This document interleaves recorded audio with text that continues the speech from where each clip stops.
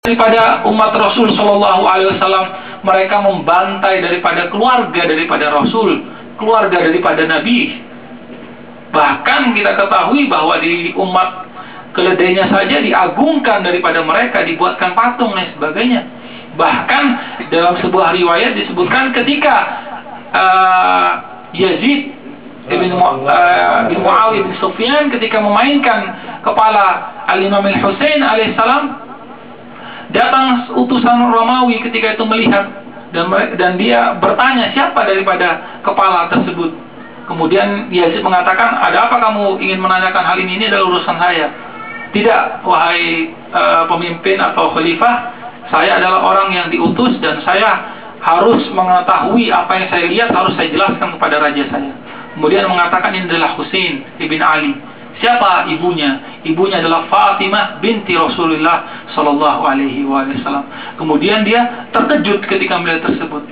Ini adalah cucu daripada Rasul Sallallahu Alaihi Wasallam. Dia mengatakan bahwa saya adalah cucu yang jauh daripada Nabi Daud. Dan mereka para umat itu mengagungkan aku karena aku punya silsilah atau keturunan daripada Nabi Daud, dan itu jauh keturunannya. Mereka menghormatiku. Ketika aku berjalan, mereka mengambil pasir-pasir bekas daripada langkah-langkahku dan sebagainya. Mereka menghormati aku.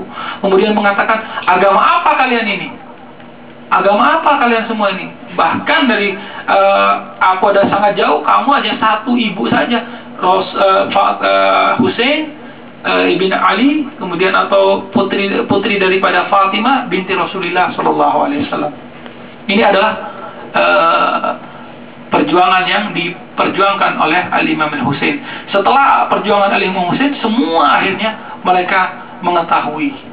Bahkan setelah itu baru muncul pemberontakan untuk menghancurkan Bani Umayyah, karena mereka merasa bersalah dan mereka tidak mengetahui bahwa yang dibunuh ternyata adalah sebagian yang ikut. Make tahu semua, tapi yang tidak ikut atau tempat-tempat lain dia baru mengetahui.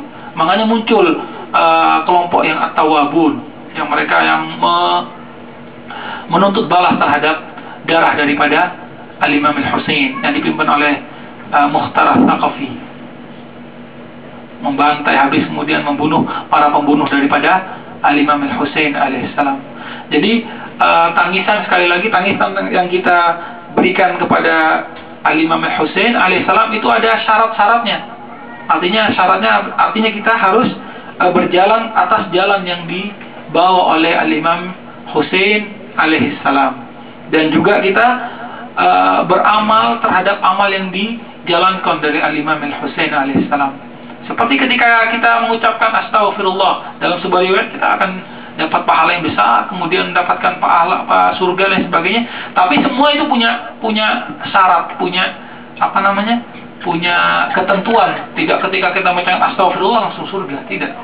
Tapi artinya kita paling tidak melaksanakan perintah daripada Allah Subhanahu wa Ta'ala. Karena konsekuensi dari ucapan tersebut adalah kita harus melaksanakan perintah Allah dan menjauhi segala larangan daripada Allah Subhanahu wa Ta'ala. Ini yang tangisan-tangisan yang kita berikan kepada Al-Imam Al-Husain alaihissalam. Sekali lagi, bahkan dalam sebuah riwayat, orang yang menangiskan ketika kita membaca makam dan sebagainya, menangiskan, pahalanya juga surga oleh Allah Subhanahu wa Ta'ala. Kalau tidak kita bisa menangis, kita adalah tabaka, kita bisa berpura-pura atau berusaha untuk menangis. Tujuannya adalah apa? Tragedi ini adalah tragedi yang sangat besar, tragedi yang tidak ada sebelum bahkan sesudah. Ketika cucu daripada Rasul Sallallahu Alaihi Wasallam dibantai bersama keluarganya, bersama para sahabatnya, kemudian para wanita-wanitanya, keluarganya ditawan bagaikan tawanan-tawanan yang tidak terhormat. Padahal itu adalah keluarga daripada Rasul Sallallahu Alaihi Wasallam. Bahkan dalam disebutkan bahwa dengan kita mengenang Al-Imam Al-Husain alaihissalam, akhirnya kita mengetahui sejarah kita mengetahui sejarah gimana terjadinya Islam, kemudian bagaimana sejarah-sejarah yang para Rasul, para Anbiya, kita membaca Al-Quran, kita mengkaji riwayat-riwayat dengan kita mengenang daripada tragedi Karbala. Jadi sangat tidak benar orang yang mengatakan sia-sia kita memperingati, kita menghidupkan bulan-bulan di Muharram, kita menghabiskan dana yang besar untuk mengadakan hal tersebut, dan itu tidak ada artinya. Salah besar, karena mereka tidak mengetahui. Kalau mereka mengetahui, mereka hadir di sini, mereka akan melihat bahwa dengan kita memperingati Al-Imam Al-Husain alaihissalam, Islam yang sejati, Islam yang hakiki, kita mengenalnya. Tanpa kita mengenal, tanpa kita hadir di sini, tanpa kita mengetahui perjuangan dari Al-Imam Al-Husain, bagaimana Islam yang akan kita anut? Bagaimana kita akan lihat? Kita akan mengetahui Islam yang masuk kita berarti Islam Bani Umayyah, Islam Yazid, Islam Muawiyah dan lain sebagainya. Tapi Imam Husain bangkit untuk mengenalkan kepada umatnya. Dan alhamdulillah dengan kita mengenang daripada majlis-majlis Al-Husain, akhirnya Islam banyak bersebaran, berkembang dan tumbuh di berbagai negara. Bagaimana kita bisa melihat di Asia, di Afrika, kemudian di lain tempat-tempat muncul mereka banyak yang masuk Islam karena mereka mengenang dan membaca dan mendengar dan memperingati daripada tragedi Karbala. Bahkan bukan hanya umat Islam, umat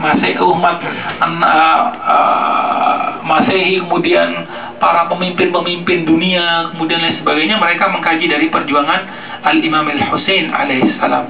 Bahkan kita bisa melihat revolusi yang cukup berhasil pada abad ini, yaitu revolusi Islam Iran. Imam Khomeini mengatakan bahwa dia adalah masyarakat Iran adalah masyarakat menangis, tapi dengan tangisan tersebut mampu menggentarkan dan menghancurkan kerajaan, bahkan pemerintahan yang sangat kuat pada waktu itu, dengan mengenang tragedi Al-Imam Al-Husain. Karena dengan kita mengenang Al-Imam Al-Husain, kita meyakini bahwa apa yang kita dapatkan, musibah, kemudian kejadian apapun, itu kecil sisi kalau dibandingkan dengan Al-Imam Al-Husain. Apapun itu, musibah apapun, kejadian apapun ketika menimpa diri kita dibandingkan dengan Imam Al-Husain, tidak ada artinya, sangat kecil sekali. Sehingga kita terus berjuang bagaimana kita bisa mengambil pelajaran, mengambil ibrah, mengambil durus yang sangat besar di madrasah Husainiyah tersebut. Ini adalah sebuah madrasah, sebuah pelajaran, sebuah sekolah yang kita bisa mengambil banyak pelajaran dari peringatan Al-Imam Al-Husain alaihissalam. Bagaimana pengikut Al-Imam Al-Husain, kita bisa lihat adalah pengikut yang paling setia, yang berjuang untuk membela daripada Al-Imam Al-Husain alaihissalam. Bagaimana kita bisa melihat sejarah mereka semuanya dengan sangat semangat, kemudian tanpa rasa takut, tanpa gentar membela Al-Imam Al-Husain. Padahal itu adalah balasannya atau imbalannya adalah al-maut, adalah kematian. Kita semua adalah paling takut dengan kematian. Ketika kita dihadapkan dengan kematian, kita akan mundur. Tetapi mereka dengan semangat membela Imam Husain, bukan membela karena dunia dan lain sebagainya, karena tahu bahwa pahalanya di sisi Allah adalah surga. Kenapa mereka semua bisa seperti itu? Tidak lain tidak bukan adalah kecintaan, hubbullah, kecintaan kepada Allah, hubbur Rasul, kecintaan kepada Rasul, dan kecintaan mereka kepada Ahlul Bait yang menyebabkan mereka berani membela Imam Husain dengan setiap raga dan keluarganya dan hartanya harus hilang dan sebagainya. Bahkan disebutkan, wahai Imam, walaupun aku dibunuh, kemudian kemudian dihidupkan lagi, kemudian dibunuh sebanyak berapa kali pun, aku tetap akan membela kamu ya Imam. Tetapi kita juga bisa melihat bagaimana musuh-musuh Al-Imam Al-Husain. Mereka tahu bahwa itu adalah cucu Rasul. Mereka tahu itu adalah putri Fatimah. Mereka juga seperti yang disampaikan oleh Al-Ustaz Abdullah, bahwa mereka juga membaca takbir, membaca tahlil dan sebagainya. Tapi apa yang mereka lakukan? Tetap mereka membunuh Mereka tahu bahwa membunuh itu adalah ganjarannya adalah neraka. Tapi karena hubbud dunia, kecintaan mereka terhadap dunia itu yang akan menghancurkan mereka ke api neraka. Dan itu bisa terjadi kepada kita semua. Itu bisa terjadi kepada kita semua. Artinya kita harus berhati-hati juga, karena iblis dan setan akan terus menggoda kita. Akan terus menggoda kita. Ketika kita lepas, kemudian bisa jadi kita seperti mereka. Walaupun kita adalah pengikut daripada kita mengenal. Tetapi ketika kecintaan kita kepada dunia, kecintaan kita kepada melupakan akhirat, maka kita akan menjadi bengis dan jahat, akan melupakan agamanya. Jadi kecintaan kepada dunia adalah pangkal daripada segala keburukan. Sebagaimana sabda Rasul SAW, hubbud dunya ra'su kulli khati'ah. Jadi kecintaan kepada dunia adalah pangkal atau asas daripada setiap kejelekan. Mungkin itu. Dan juga kecintaan kita kepada Ahlul Bait itu adalah asas Islam. Sebagaimana sabda sebuah riwayat disebutkan, likulli syai'in asas wa asasul Islam hubbu Ahlul Bait.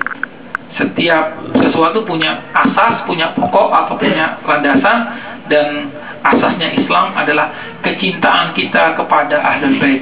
Semoga sekali lagi dengan kita memperingati malam-malam Asyura, kita membaca, sekali lagi kita harus membaca dan mendengar, kemudian mengkaji dari sejarah-sejarah Imam Husain. Bukan hanya sejarah Imam Husain, sejarah Rasul, sejarah Imam Ali, kemudian sejarah Ahlul Bait, sejarah Islam perlu kita baca. Tidak seperti kelompok-kelompok lain yang mengharamkan bahkan atau tidak boleh kita membuka sejarah, sehingga mereka ketika membuka sejarah akan bingung. Tidak, kita membaca, akhirnya kita mengenal, kemudian kita mengetahui, dan kita muncul kecintaan kita kepada mereka-mereka pembawa kebenaran, pembawa Islam, pembawa risalah Muhammad Sallallahu Alaihi Wasallam. Semoga apa yang kita dapatkan di sini bermanfaat bagi saya pribadi dan juga kepada antum semua, dan walafu minkum yang sangat banyak apabila banyak kesalahan dan kehilafan dari saya. Walafu minkum, hadza minni walafu minkum. Wassalamualaikum warahmatullahi wabarakatuh.